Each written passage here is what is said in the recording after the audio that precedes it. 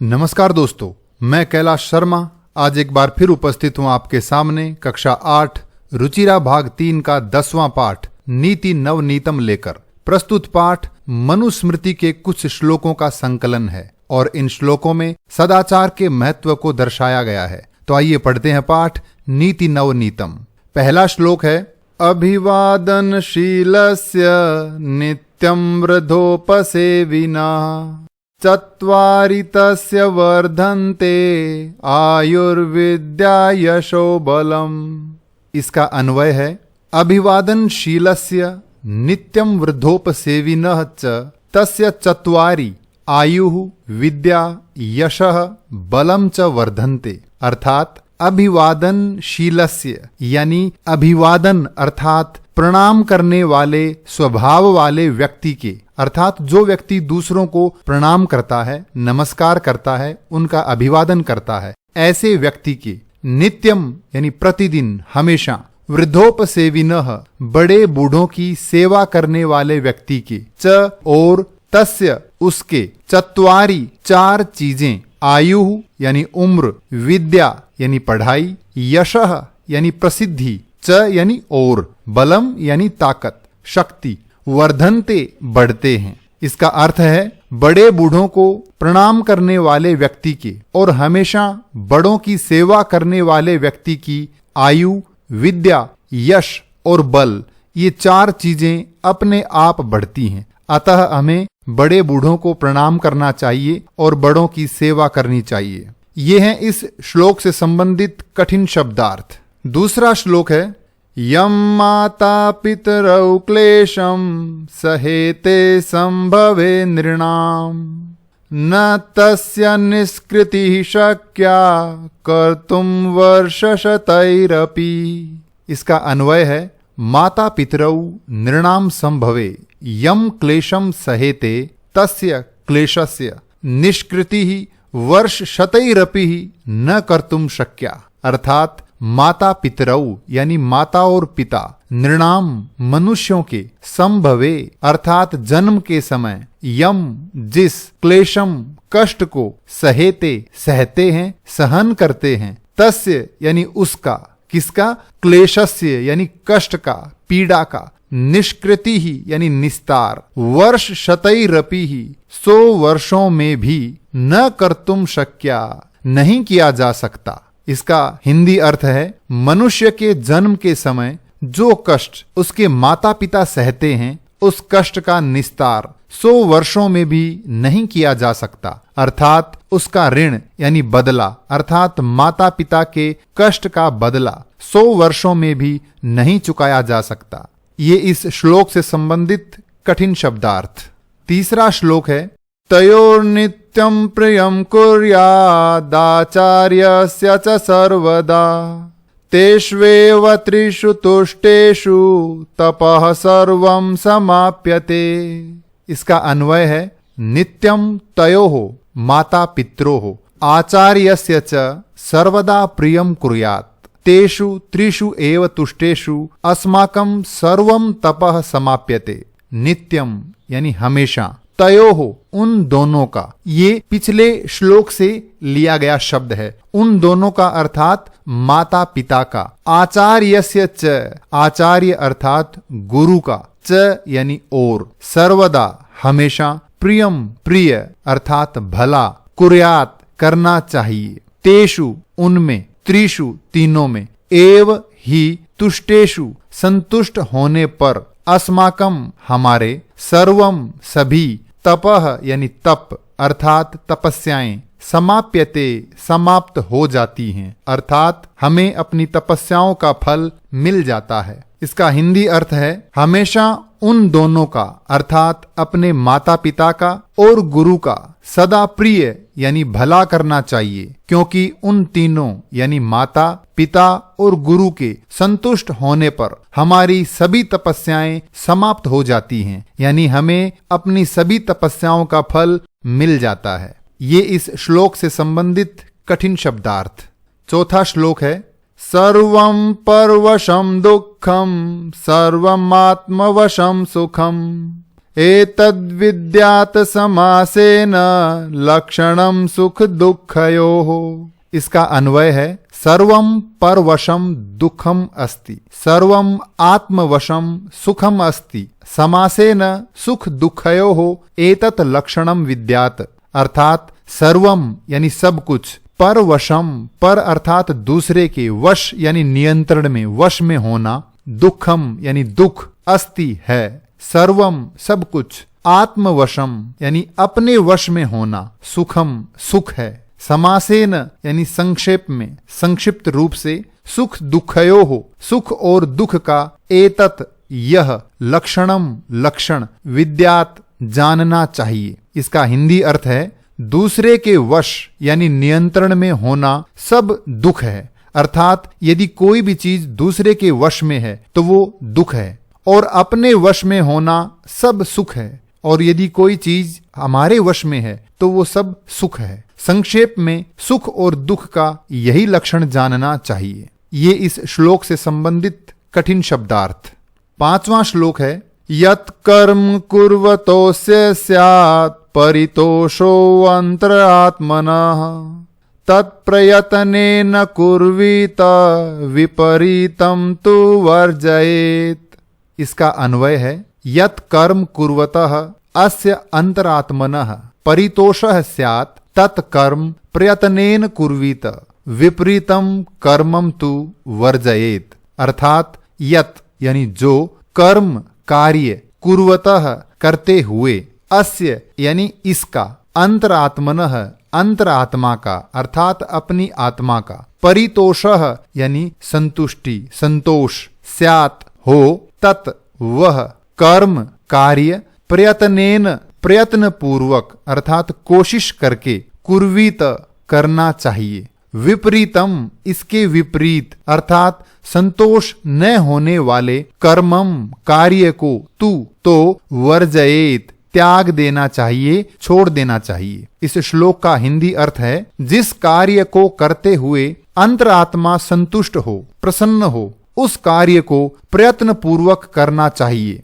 इसके विपरीत अर्थात संतोष न होने वाले कार्य को छोड़ देना चाहिए। यानी हमें वह कार्य प्रयत्न पूर्वक करना चाहिए जो कार्य करते समय हमारा मन यानी हमारी आत्मा संतुष्ट हो, और उस कार्य को छोड़ देना चाहिए जिस कार्य को करते समय हमारा मन संतुष्ट न हो। ये इस श्लोक से संबंधित कठिन शब्दार्थ। 6वां और अंतिम श्लोक है दृष्टिपूतं न्यसेत् पादं वस्त्रपूतं जलं पिबेत् सत्यपूतां वदेद्वाचं मनःपूतं समाचरेत्। इसका अन्वय है दृष्टिपूतं पादं न्यसेत् वस्त्रपूतं जलं पिबेत् सत्यपूतां वाचं वदेत् मनःपूतं समाचरेत्। अर्थात दृष्टिपूतम यानी दृष्टि अर्थात नजर से, पूतम यानी पवित्र, नजर से पवित्र अर्थात भली भांति देखकर, पादम पैर, न्यसेत रखना चाहिए, वस्त्र पूतम कपड़े से पवित्र यानी छानकर, जलम पिबेत पानी पीना चाहिए, सत्य पूताम सत्य से पवित्र, वाचम यानी वाणी, वदेत बोलनी चाहिए, मनः पूतम मन से पवित्र, समाचरेत आचरण करना चाहिए। इसका हिंदी अर्थ है दृष्टि से पवित्र यानी अच्छी तरह देखकर पैर रखना चाहिए। यानी जहां हम पैर रख रहे हैं, पैर रखने से पहले हमें भली भांति देख लेना चाहिए कि हम कहां पैर रख रहे हैं। वस्त्र से पवित्र यानी छान कर जल पीना चाहिए। सत्य से पवित्र अर्थात सच्ची वाणी बोलनी चाहिए। मन से पवित्र अर्थात उत्तम आचरण करना चाहिए। ये इस श्लोक से संबंधित कठिन शब्दार्थ। अब हम चर्चा करेंगे अभ्यास कार्य पर। पहला प्रश्न है अधोलिखित प्रश्नानाम उत्तराणि एक पदेन लिखत। नीचे लिखे प्रश्नों के उत्तर एक पद में दीजिए। नृणाम संभवे कौ क्लेशम सहते। मनुष्यों के पैदा होने पर कौन कष्ट सहते हैं? उत्तर है माता पितरऊ। कीदृशम जलम पिबेत। कैसा जल पीना चाहिए? वस्त्रपूतम अर्थात कपड़े से छाना हुआ। नीति नवनीतम पाठः कस्मात् ग्रंथात् संकलितः। नीति नवनीतम पाठ कौन से ग्रंथ से लिया गया है? उत्तर है मनुस्मृतेः यानी मनुस्मृति ग्रंथ से।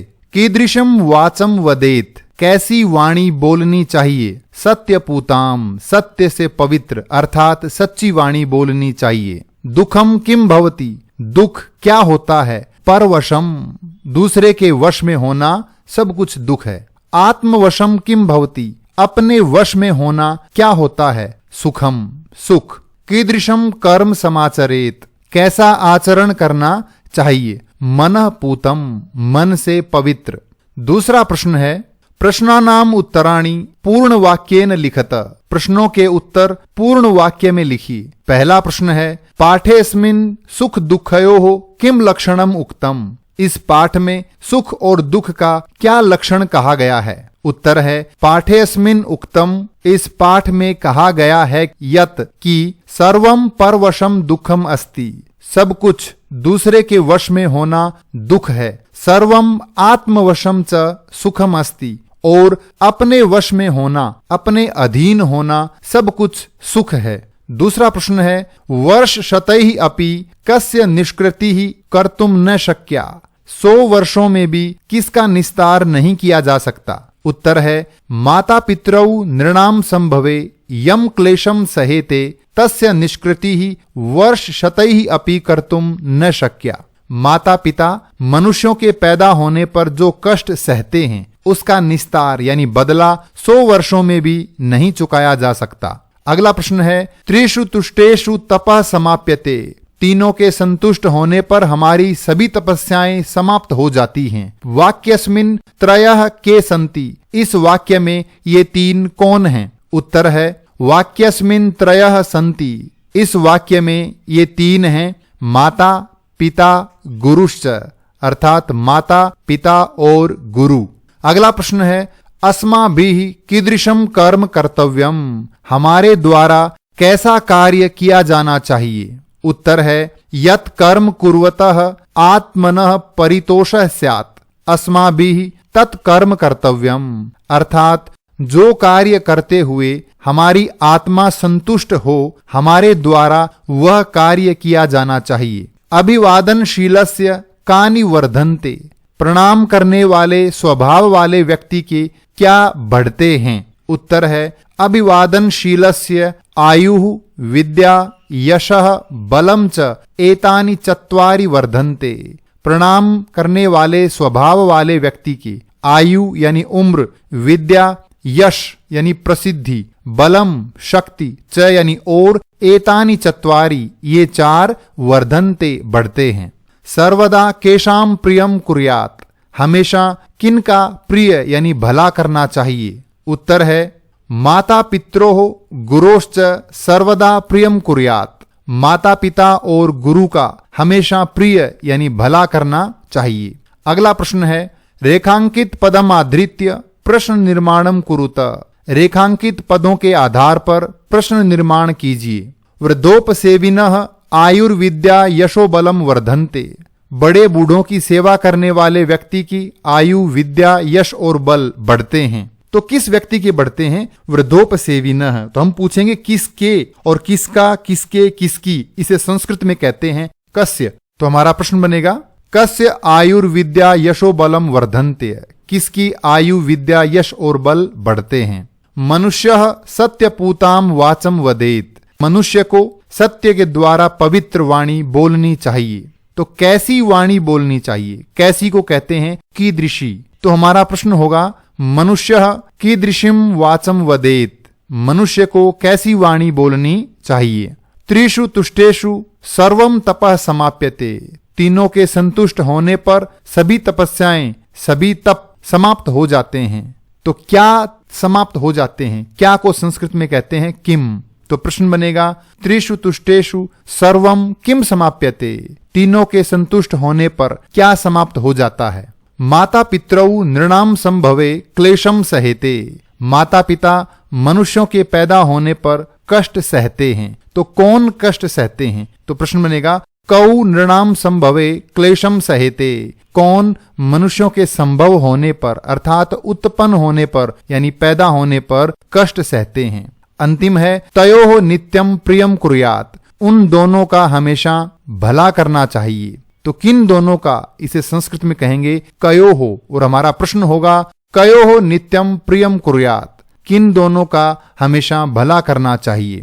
चौथा प्रश्न है संस्कृत भाषायाम वाक्य प्रयोगम कुरुत, संस्कृत भाषा में वाक्य प्रयोग कीजिए, अर्थात इन शब्दों के आधार पर वाक्य बनाइए। पहला शब्द है विद्या, हमारा वाक्य है परिश्रमेण विना विद्या न लभ्यते, अर्थात मेहनत के बिना पढ़ाई अर्थात विद्या प्राप्त नहीं होती।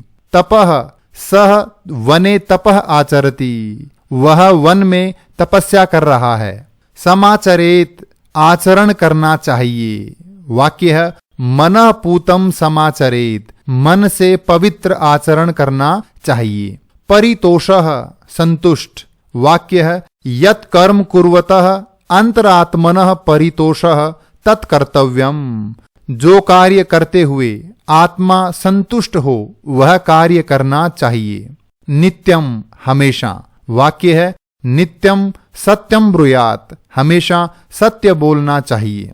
पांचवा प्रश्न है शुद्ध वाक्यानाम समक्षम आम, अशुद्ध वाक्यानाम समक्षम च नैव इति लिखत, शुद्ध वाक्यों के सामने आम और अशुद्ध वाक्यों के सामने नैव, यह लिखिए। पहला है अभिवादनशीलस्य किमपि न वर्धते, अभिवादन करने वाले का कुछ भी नहीं बढ़ता। उत्तर है नैव, नहीं। माता पितरौ नृणाम संभवे कष्टम सहेते, माता पिता मनुष्यों के जन्म के समय कष्ट सहते हैं। आम यानी हाँ। आत्मवशम तु सर्वमेव दुखम अस्ति, अपने वश में होना सब कुछ दुख है। नैव, क्योंकि अपने वश में होना सब कुछ सुख है। येन पितरौ आचार्यः च संतुष्टाः तस्य सर्वं तपः समाप्यते, जिसके द्वारा माता पिता और गुरु संतुष्ट होते हैं उसकी सभी तपस्याएं समाप्त हो जाती हैं। आम यानी हाँ। मनुष्यः सदैव मनः पूतं समाचरेत, मनुष्य को हमेशा मन से पवित्र आचरण करना चाहिए। आम यानी हाँ। मनुष्यः सदैव तदेव कर्म कुर्यात् येनंतरात्मा तुष्यते, मनुष्य को हमेशा वही कार्य करना चाहिए जिससे उसकी आत्मा संतुष्ट हो, प्रसन्न होती हो। आम यानी हाँ। छठा प्रश्न है समुचित पदेन रिक्त स्थानानि पूरयत, कोष्ठक में जो विकल्प दिए हैं उनमें सही विकल्प चुन के रिक्त स्थान भरिए। माता पित्रोः तपसः निष्कृतिः कर्तुम अशक्या, माता पिता की तपस्या का निस्तार नहीं किया जा सकता। कितने समय में? वर्ष शतैरपि, 100 वर्षों में भी। नित्यम वृद्धोपसेविनः वर्धन्ते, बड़े बूढ़ों की सेवा करने वाले के बढ़ते हैं। चत्वारि, 4 चीजें कौन सी हैं? आयुर्विद्या यशो बलम। त्रिषु तुष्टेषु सर्वम तपः समाप्यते, तीनों के संतुष्ट होने पर सभी तप समाप्त हो जाते हैं। एतत् विद्यात् समासेन लक्षणम सुख दुखयोः, संक्षेप में सुख और दुख का यह लक्षण जानना चाहिए। दृष्टिपूतम न्यसेत पादम, अर्थात दृष्टि से पवित्र पैर रखना चाहिए। मनुष्य माता पित्रोः आचार्यस्य च सर्वदा प्रियम कुर्यात्, मनुष्य को माता पिता और गुरु का हमेशा भला करना चाहिए। अंतिम प्रश्न है मंजुषातः चित्वा उचित अव्ययेन वाक्य पूर्ति कुरुत, इस पेटिका से उचित अव्यय पद चुनकर वाक्य पूर्ति कीजिए। तयोः नित्यम प्रियम कुर्यात्, उन दोनों का हमेशा भला करना चाहिए। किन दोनों का? माता पिता का। यादृशम कर्म करिष्यसि, तुम जैसा कर्म यानी कार्य करोगे, तादृशम फलम प्राप्स्यसि, वैसा ही फल प्राप्त करोगे। वर्ष शतैः अपि निष्कृतिः न कर्तुम शक्या, 100 वर्षों में भी निस्तार नहीं किया जा सकता। तेषु एव त्रिषु तुष्टेषु तपः समाप्यते, उन तीनों के संतुष्ट होने पर तप समाप्त हो जाता है। यथा राजा तथा प्रजा, यानी जैसा राजा वैसी ही प्रजा। यावत् सफलः न भवति तावत् परिश्रमम कुरु, जब तक सफल नहीं होते तब तक परिश्रम कीजिए। ये था हमारा पाठ नीति नवनीतम। इस पाठ से संबंधित कोई भी प्रश्न हो तो कृपया कमेंट्स में लिखकर अवश्य पूछें। धन्यवाद।